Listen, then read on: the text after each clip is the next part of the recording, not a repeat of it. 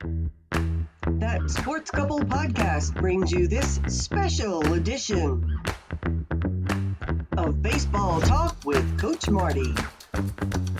Brought to you by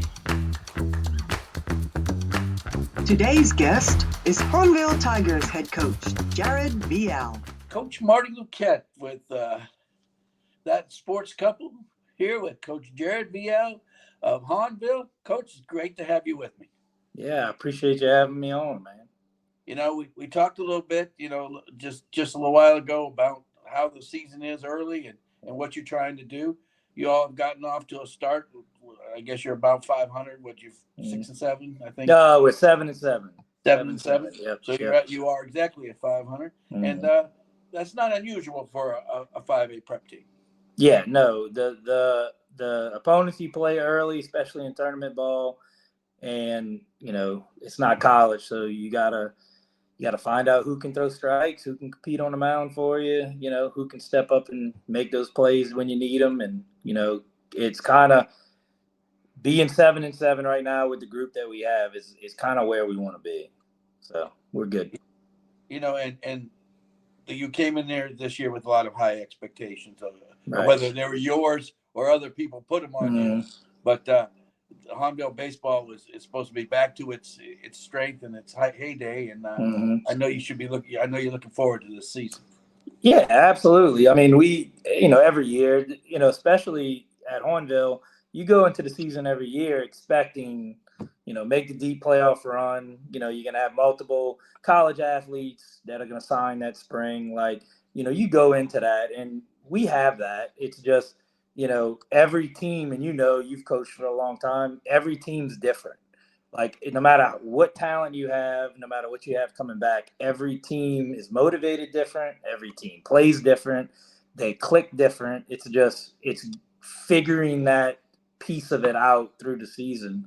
And so that's what we're in right now is just, we have a lot of young talent, and, you can say that, some guys in the state, they know on PBR and all the stuff you see on Twitter, but, at the end of the day, they're underclassmen, and they're guys that have to continue every day to just grind it out and perform at the varsity level. So that's what we have right now. And one of the hardest things to get them to understand is some days you hit 3 hits and you think you got this figured out, and the next day you're 0 for 3 with 2 strikeouts, Right. And it's finding that balance, Right. The recruiting landscape, has changed so much to where a 20-second video on Twitter can get you 3 offers, and you look at Game Changer of what they've thrown, and you struggle during the game, and then it's kind of so there's 2 sides to it. So it's just for us managing, I guess, the external stuff of just, this is what everybody perceives you to be, but this is who we are. So how do you take who we are and build from that instead of what everybody, behind their computer or behind their phone thinks you are. So it's just living up to that and handling that pressure. And, and those guys are all making a living off of that. Right. So they're not going to change. Right. And the coverage of high school baseball now is awesome. Like, and just the people coming out to the games, 2D, PBR, just the different organizations, your podcast, like just it putting a light on these kids, nowadays, it adds that external pressure. It does. So it's just keeping it in house with them, and it just makes it harder as a coach in the sense of, this is what everybody sees you as, this guy, and how do you keep that kid to build towards that guy? It's more than just a 20-second clip on Twitter. Well, you and you all have had some really good performances early in the year. Yeah. So we're 7 and 7 right now. It's with this group, we have a lot of young underclassmen. We have some seniors that, we graduated a couple of our alphas on our team, Talentario and Ryan Gregson, Chase Morales, Truman Moyer. So we had a core group that we graduated last year that, this year, even our seniors, they stepped up to the plate.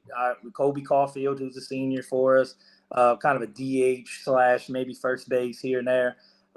He stepped up. Josh Concian, outfielder, senior, had to sit behind Truman Moyer and Chase Morales for the last couple of years, and he's been really good. I think he has like a 670 on base percentage right now, finding timely hits for us, and so we have some seniors stepping up, but we have a big group, even that sophomore group: Cole Romero, Caleb Jurisco, Landon T, Caden Brand, Braden Fontenot. These are, even though they have the accolades from last year, they're still sophomores. So at the end of the day, it's just how can they take a team that was led by two alphas that we had last year and, create their own type of leadership going forward for us. So that's what we're trying to figure out.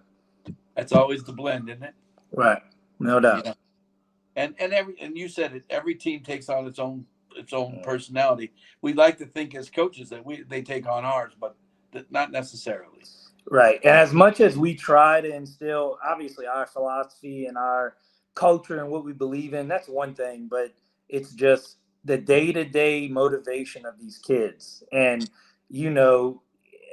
every year is different. It's just the lingo they use and the music they listen to. And, one thing may motivate them that you think would motivate last year's team, what it did last year. It doesn't hit the same this year. So that's what we're grinding right now. So we're, like I said, we're 7-7. We're finally healthy this year. This past Monday was the first game in the last 14 games that we've been 100% healthy. We've been kind of piecing together the last 13 games, just trying to figure out people in different places, kind of playing out of position a little bit, but good athletes, just trying to fit people just to survive. We're finally healthy now, so we have a optimistic mindset going forward. So we're in a good spot. Well, I always felt that 15 was my number. That's where I started getting the answers I wanted and seeing a little bit of consistency from them and making my determination on who we're gonna go the rest of the way with. But it also falls in that number where the 4-game weekend tournaments end. Yeah. So we because I guess the schedule moved up, we had like a free week. So I ended up this year not really doing the 4-game the weekend. We did a 3-game set. This past weekend was, I think, our first weekend we did 4 games. And we learned a lot about ourselves. We learned a lot about the pitching depth that we had coming back. We have a couple guys, a little lefty, junior lefty Parker Mosley comes in and gives 3 really solid innings against Sandoval. And, due to our injuries, we're having to find out who else can step up and come do that. So we've answered some questions on the mound because of the injury. Koa coming back from a football injury, T coming back from a football injury, Jurisco coming back from a football injury. And it's not I have 25 football players, which is the best thing that a coach can ask for, having dual sport, having those guys compete in the fall. But the toll on their body coming in and getting going a little bit early this year, we had to start a little early. So it's kind of putting those guys in a microwave really quick. And so we just had to battle through for the last 3 weeks, just kind of get guys healthy, get guys on the mound. And this is about the end of this week, which is that 15 game you're talking about. We'll in the draw to this weekend. We'll be on our 16th game. So that's about whenever you start, district play or whatever it is, where the lineup needs to be and what you got going forward. Well, let's talk a little bit about, districts has kind of lost its importance with the power rating stuff. Right. A win early is just as important as a win late. But we, as coaches, we grew up in that. So yeah. You grew up as a player in the district conference race.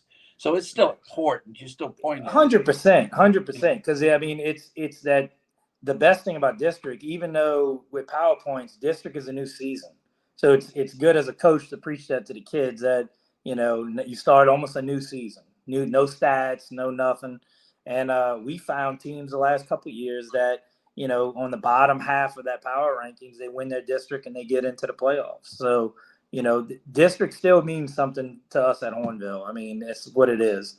Thibodeau's really good this year. Destrehan's obviously on a really good hot start this year. And even Central Lafourche has some big wins under their belt. So for us on district, our district is really stepped up the last 3 to 4 years, and giving us point. You got to play the PowerPoint. So giving them winning 10+ games, and even in district, you're facing everybody's 1 or 2, and they're quality games. So we don't overlook district, even though the PowerPoints are there. District's still just as important as even when we played. And you all play a 1 round, right? Yeah, we play 1 round, and the Destrehan game is 2. Yeah, y'all play them twice. One for district and 1 just because it's Hahnville Destrehan. Yeah, Hahnville Destrehan. That's what That's you gotta have 2 games for that. I wish it'd be nice to have a 3-game series against them. I mean, it would be nice. Hopefully one day we have lights and we can have a 3-game set. That'd be nice. I tell the story. The 2 years I played for the state championship at Destrehan, I finished second in district on. 2003 Jordan, and 2004. I didn't win the district. Jordan Brown and all those guys like that, right? So, yeah. Which I still tell that story to everybody. Is just Jordan Brown and Bo Jones going at it. I mean, that's just one of the best baseball games I've ever watched. And 1,500 people packed into Destrehan. Right, and that's what it is, and that's what the 2 schools, and being that I got to experience at Destrehan and that tradition and history there, just made it more sweeter. Obviously, coming back home to where that rivalry, man, it's big, man. It's big, and we preach to our kids, and there's a lot of a lot of quality baseball games played in that series. You were able to. You're now able to experience it on both sides. Mm-hmm. And Chris experienced it on both. Chris sides. also too. Yeah. Absolutely. So it makes for a great rivalry when you all get together. Besides how close you all are. No doubt. Yeah, absolutely. I got a lot of respect for Chris over there. Like I said, I was off campus for a little bit for a couple of years and on campus for 3 or 4 years. So I got the experience, the program he's built, and obviously coming after the program kind of you had too. So, I've respected Destrehan even back when I played. So playing against Kurt McCune and Dylan Lusage and Sam Carrier and all those guys, so quality guys. This parish has a lot of talent. Oh, it was a lot of fun. No doubt. Always. And for me, it was especially nice because I having been a recreation director for 7 years, I watched those guys young. Right. Yeah, no doubt. I got to coach mine, but I also knew 100. Right. Right. Well, the interesting part that a lot of people don't know is back when they still had 15-19 for rec. Right. So you would go play Metro or Junior Legion or Legion, and then you go to the Bridge Park that night and go play Destrehan again, almost like a doubleheader, and you'd face their varsity, and it's our varsity for there. So it's constant battling back and forth. That is, back when travel ball wasn't as big. It was just you played rec, and I played Destrehan at Destrehan back when we were auto candies in the summer, and we're going to the Bridge Park to go play on the Dow field, and we're facing the same dude. So, yeah, it was awesome. Yeah, good times. Yeah. Any games besides the 2 Destrehan games coming up on your schedule that you're earmarking? For us, the Brother Martin game Friday. That's Brother Martin's always a team, obviously for us, even at Destrehan. Anytime you can play any of those higher top tier, I guess, Catholic League schools, they always have good pitching. Lupo does a great job over there. So we're looking forward to that. And then going forward, just Edie White is always a good, you get them at home. And then you kind of get another chance at Slidell. We go to Slidell, drop the first game against them. Troy Green for them pitched, unbelievable. He was 88, 91 that day. And so we get a kind of a second go at Slidell. So we're kind of penciling that in the back of our minds to get to go over there. And for us going forward after the Gerard Oob, it's just for us really just take one game at a time. That's really it. We can bookmark the Destrehan game and everything else, but at the end of the day, we're still trying to find that identity of what Hahnville baseball is. This team, So, and I think Monday against South Terrebonne, we kind of have a better idea of who we are. And obviously offense is there. We have some guys in the lineup that can flash a little power and some base running here and there. But, for us, it's just that showing that grit every day, to show up every day, work hard, compete to the last out. We got down 5-0 on Monday because South Terrebonne can swing it. So we got down 5-0, and then we respond with an 11 spot. So kind of hopefully that jump starts us to just instill that confidence, Well, I know you're doing a fine job, and it's fun to watch you all. And I would like to talk to you again in another 2 weeks. Yeah, man. Just like this, and we'll go over the news of the day then, and hope some numbers have changed and things are going right. Yeah, like I said, every day's a grind, So, like I said, we got a good program at Hahnville, and trying to definitely the lineage of the people came before. That's what I try to preach to the guys. They don't know who they are, but at the end of the day, when you look in the stands at a home game, there's about 30 people who've played same thing at Destran.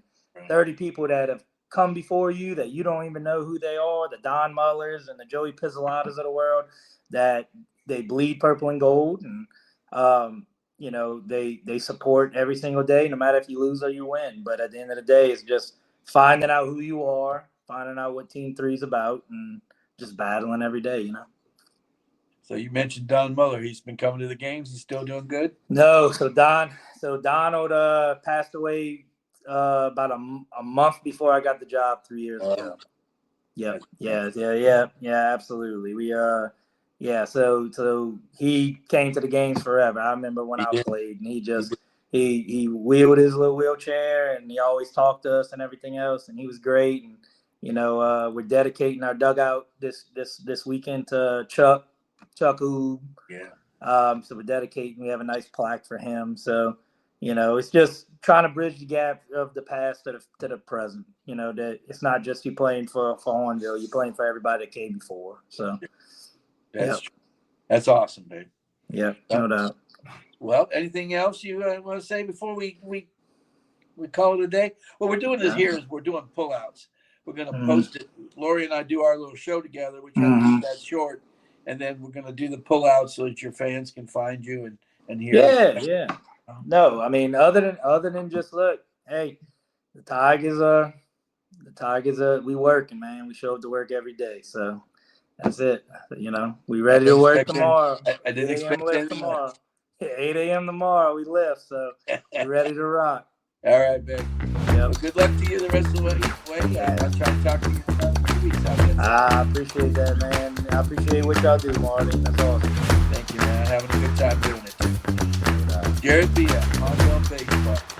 Good talking to you, Coach. You too, man. All right, Coach.